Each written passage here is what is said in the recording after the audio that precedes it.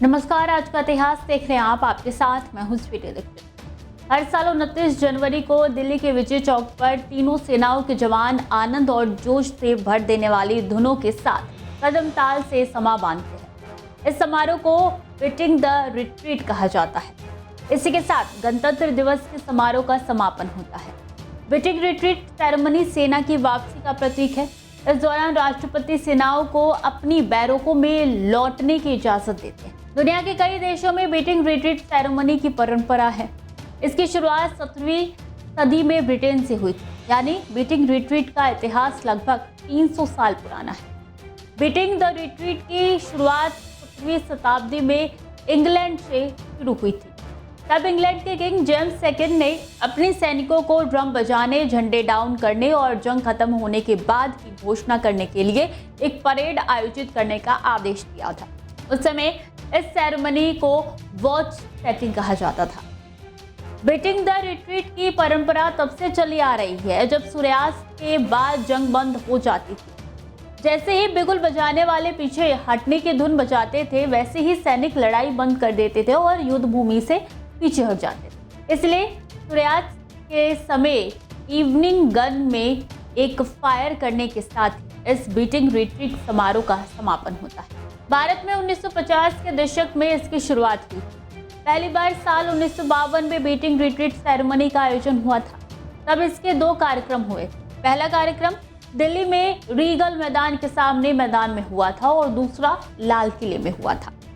तब भारतीय सेना के मेजर रॉबर्ट ने बड़े पैमाने पर बैंड के संगीतमय अनूठे समारोह को स्वदेशी रूप से विकसित किया। समारोह में राष्ट्रपति बतौर चीफ गेस्ट शामिल होते हैं।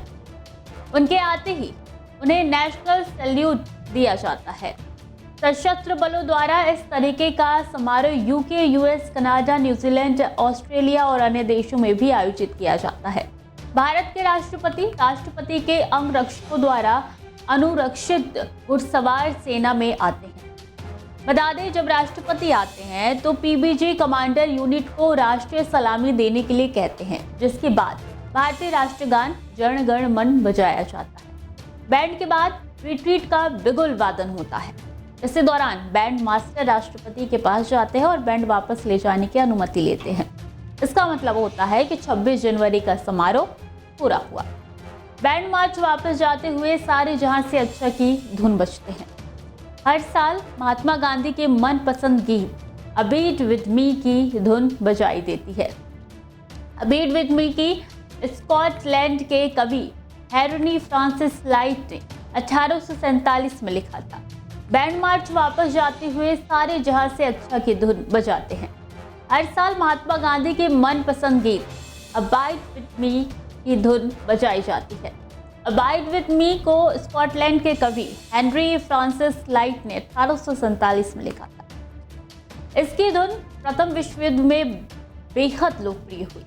भारत में इस धुन को प्रसिद्धि तब मिली जब महात्मा गांधी ने इसे कई जगह बजवाया। हालांकि 2020 में विवाद के बाद इसे नहीं बजवाया गया था, लेकिन 2021 से फिर से बजाया जाने लगा। तो आज के इतिहास में मेरे साथ इतना ही। खबरें लगातार जारी हैं, देखते रहिए डेली 24।